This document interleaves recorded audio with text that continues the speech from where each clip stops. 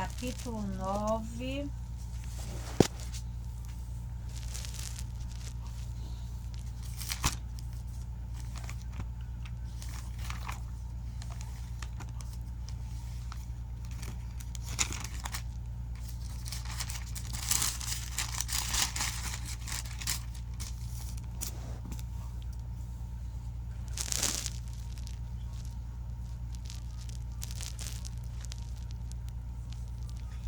Vou ler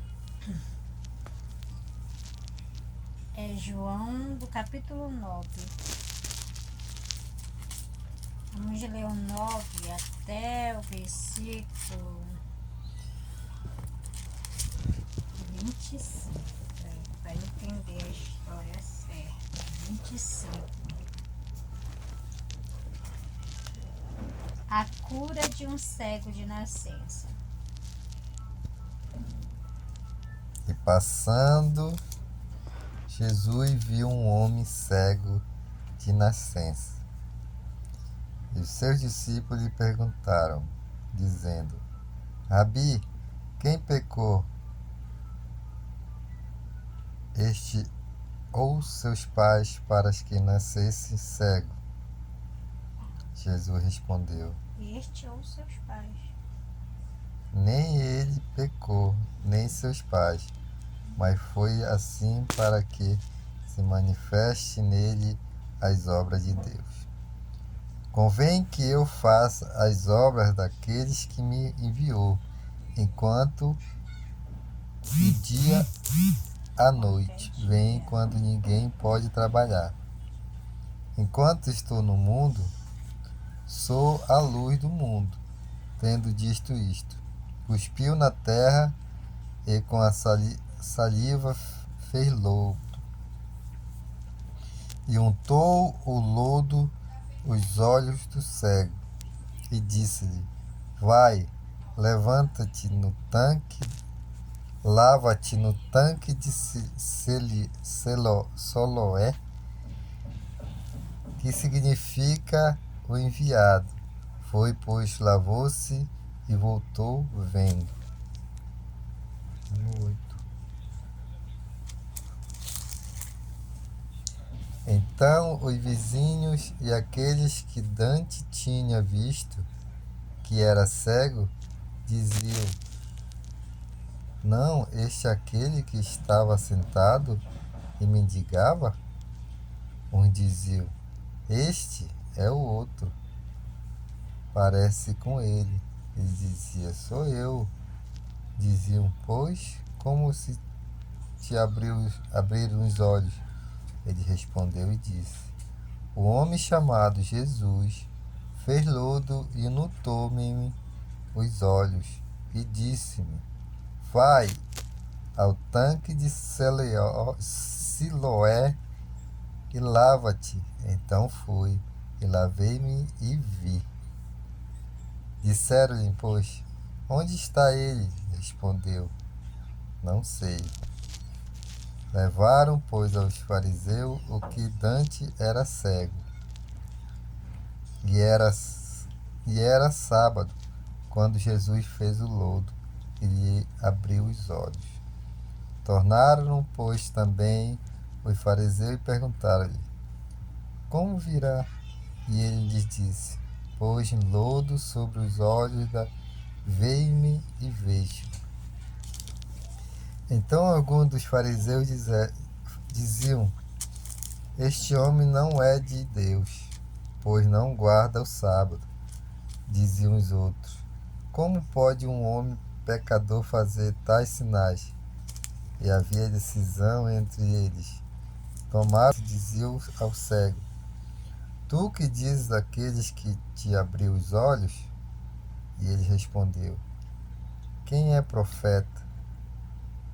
Que E ele respondeu: Que é profeta? Os judeus, porém, não creram que ele tivesse sido cego, e que agora visse, não chamaram os pais do que agora via. e perguntaram-lhe, dizendo: E este o vossos filhos, que vós dizeis ter nascido cego? Como pode ver agora? Seus pais lhe responderam e disseram: Sabendo que este é o nosso filho e que nasceu cego. Mas como agora vê, não sabemos o que lhe tenha abertos os olhos. Não sabemos. Tem idade, perguntar-lhe a ele. Olha só, ele tem que perguntar a ele. E ele falará por si mesmo. Seus pais disseram isto porque temiam os judeus. Portanto, já os judeus tinham resolvido que se alguém confessasse se ele é o Cristo, fosse expulso da sinagoga. Por isso que seus pais disseram: Tem idade, perguntar-lhe-o, e ele mesmo. Chamaram, pois, eles segunda vez um homem que tinha sido cego e disseram-lhe: Dai glória a Deus. Nós sabemos que esse homem é pecador. Respondeu ele, pois disse: Se é pecador, não sei. Uma coisa sei, é que ele, havendo eu sido cego, agora vejo. Amém. Até no 25.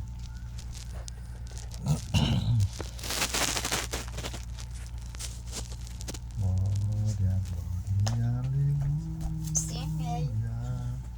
Glória, glória, aleluia. Glória, aleluia.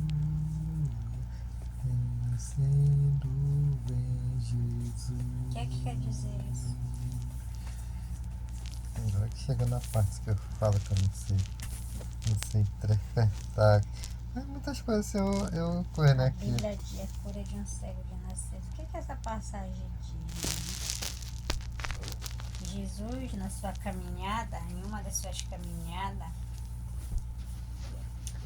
ele viu um homem cego, só que esse homem era cego, o texto diz que ele era cego de nascença. E aí os discípulos, olhando para aquele homem, né, andando com Jesus, eles perguntaram para Jesus: Rabi, quem pecou? Este homem ou seus pais para que nascesse cego? Que eles achavam que era um castigo tão grande para aquele homem nascer já cego desde nascença. Eles achavam que era um castigo. Aí eles queriam entender se era aquele homem que tinha pecado, um pecado tão grave, ou eram seus pais, né? E Jesus respondeu: Nem ele pecou e nem seus pais, mas foi assim para que se manifestassem as obras de Deus. O que quer dizer isso, né? Quantas de nós seres humanos, nós passamos por problemas difíceis,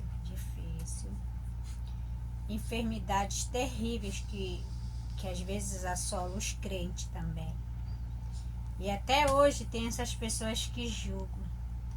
Ah, mas essa pessoa deve ter feito algo de muito grave na vida para estar sofrendo desse jeito. É o que a gente mais vê quando a gente vê as pessoas que está numa doença em fase terminal, uma doença que não tem cura. A gente vê muitas pessoas: Ah, esse daí deve ter sido muito ruim, deve ter feito muitas maldades para agora estar pagando.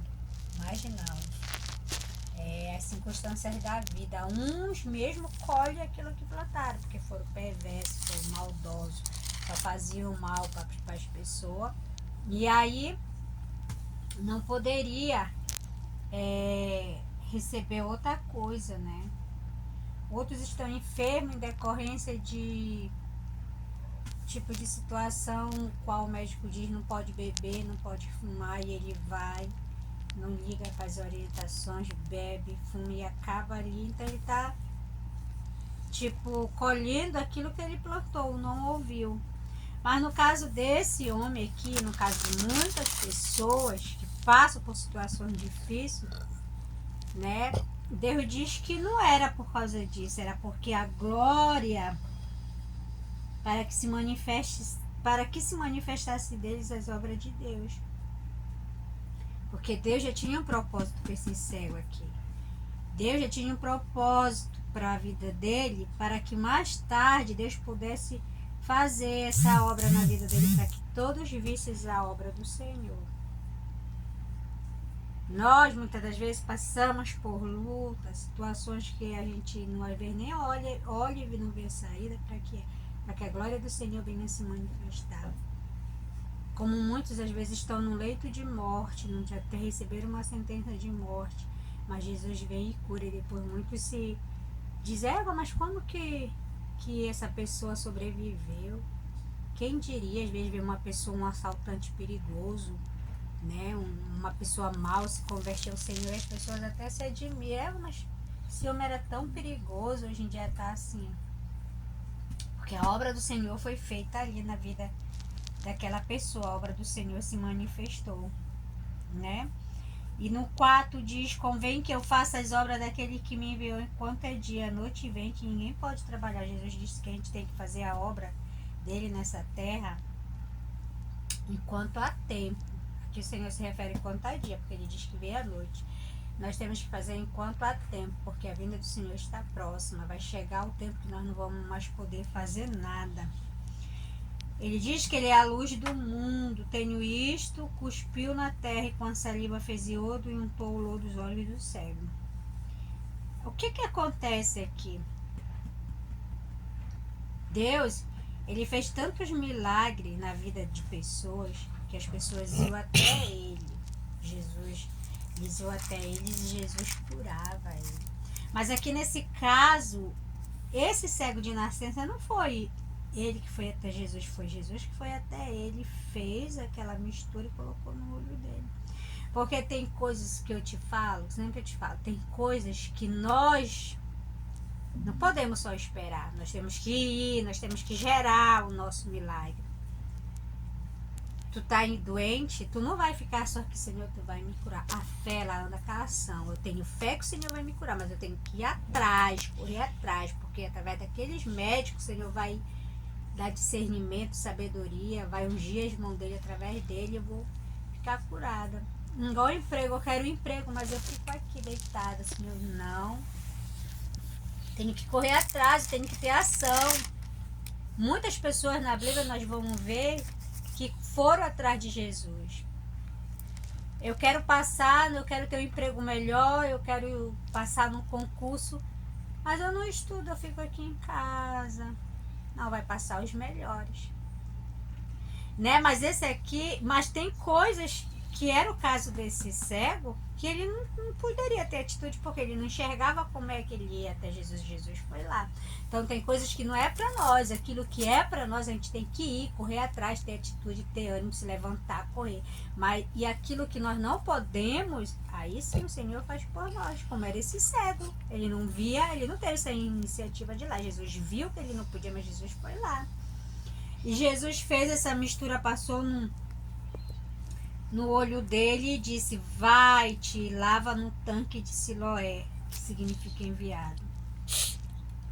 Aqui ele teve obediência. Jesus não disse para ele assim, passou no olho dele, olha, vai lá que tu vai ficar curado. Não, mas pela fé e obediência ele foi e ele alcançou a vitória. Então, se a gente não tiver a obediência, a gente tem fé, mas a gente não tem a obediência ao Senhor naquilo que o Senhor nos manda. Eu leio essa palavra bem aqui, o Senhor diz que eu não é, que é para mim amar meu próximo, que é para me cuidar dos meus. Mas se eu não fizer isso, eu ser uma pessoa perversa, como é que o Senhor vai me alcançar com a graça, com a misericórdia? E finalizando aqui, quando o Senhor fez isso, todo mundo ficara abismado, né, com ele. E no final do versículo 25, ele diz, chamaram ele pela segunda, chamaram o homem pela segunda vez que tinha sido cego e disseram, dá a glória. Tu dá a glória a Deus? Nós sabemos que esse homem é pecador. Eles diziam que Jesus era pecador porque Jesus não guardava o sábado. E ele disse, se é pecador, não sei. Uma coisa eu sei, que eu era cego e agora vejo. Né? Jesus realizou muitos milagres, somente alguns estão registrados na Bíblia. E deles, a maioria aconteceu, ó, que eu acabei de falar, e a maioria aconteceu quando as pessoas foram até Jesus com fé. São os casos, por exemplo, de Jairo, que procurou ajuda para sua filha, da mulher com hemorragia, do centurião, que buscava a cura para o seu servo, entre outros. Já no capítulo 9 do Evangelho de João, há um relato de uma ocasião em que Jesus tomou a iniciativa e foi até o homem cego de nascença, o que eu acabei de falar. De modo não usual para nós, Jesus cuspiu no chão, misturou a terra com saliva e colocou nos olhos do cego. Em seguida ordenou: vá lavar-se no tanque de Siloé. O homem obedeceu a ordem após se lavar e voltou vendo. A obediência dele gerou um milagre. Em nenhum momento o relato de João nos diz que Jesus deu ao homem uma garantia de que seria curado. Então a obediência do cego, a instrução de Jesus revela a fé daquele homem que partiu em direção ao tanque de Siloé. Esse não era uma tarefa fácil para uma pessoa sem visão, mas ele simplesmente foi. Fé e obediência deram vida a um milagre tão surpreendente e maravilhoso que levou aquele homem a declarar mais tarde: ninguém jamais ouviu que os olhos de um cego de nascença tivessem sido abertos. Se esse homem não fosse de Deus, não poderia fazer alguma coisa. O que Deus tem impedido que você não fez ainda? Talvez você se encontre em uma cegueira espiritual, a ponto de não enxergar aquilo que você está vivendo, seja resultado de suas escolhas. Tudo o que você precisa é sair desse encontro disposto e dedicado a obedecer a Jesus, pois a sua obediência demonstrará o quanto você aceitou a instrução de Jesus. Só assim nossos olhos espirituais são abertos e podemos contemplar o sobrenatural de Deus. Né? O que Deus tem nos pedido, né? Quantos estão dentro da casa do Senhor? Quantos se instituem servos do Senhor, mas estão numa cegueira espiritual, fazendo coisas que desagradam a Deus, mas para eles está tudo certo.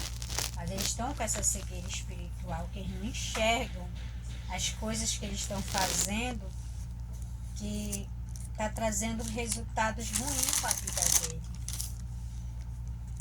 Então, pessoas que estão dentro da casa do Senhor, mentindo, se prostituindo, adulterando, estão com uma visão tapada, mas para eles está certo, porque ninguém está vendo, mas isso está trazendo coisas que eles não gostariam de passar, mas pelas suas próprias escolhas. Né? Então, que nós temos que fazer igual este cego. Ele creu no Senhor, ele confiou no Senhor, ele obedeceu. E temos também que ter muita prudência e decidir sair daquilo que nos está trazendo mal. Às vezes a gente sabe de algo que é errado,